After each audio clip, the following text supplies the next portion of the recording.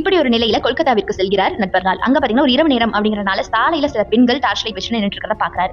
இதை பார்த்து என்ன பண்றாரு அப்படின்னா அங்க ரெட் லைட் ஏரியா அப்படிங்கறதையும் தெரிஞ்சுக்கிறாரு. அப்படி அதை தெரிஞ்சுக்கிட்டதுக்கு அப்புறமா அந்த பெண்கள் கிட்டையும் திருட ஆரம்பிக்கிறாரு. அந்த பெண்கள் கிட்டையும் திருடுறத பார்த்துக்கிட்டே இருக்கிற ஒரு பெண் என்ன பண்றாங்கன்னா திடீர்னு இவரை வந்து போலீஸ் கிட்ட பிடிச்சு கொடுத்துட்டாங்க. இதை வந்து கவனிச்சுக்கிட்டே இருக்கிற அந்த ஒரு பெண் ரொம்ப கோபம் ஆகி இவர் கையும் களவுமா பிடிச்சு கொடுத்துட்டாங்க. சோ ஃபர்ஸ்ட் நட்வர்லால் வந்து சிறை சென்ற சம்பவம்னு சொல்லலாம். இந்த சம்பவம் தான் நட்வர்லால் முதலா தப்பு செஞ்சு மாட்டும் தரணும். இந்த சம்பவத்திற்கு அப்புறமா நட்வர்லால் இனி தப்பு செஞ்சா மாட்டவே கூடாது அப்படிங்கிற உறுதி எடுக்கிறாரு. அதன்படி தன் திட்டத்தை மாற்றி மறுபடியும் தன்னுடைய திருட்டு வேலையை செய்ய தொடங்குறாரு.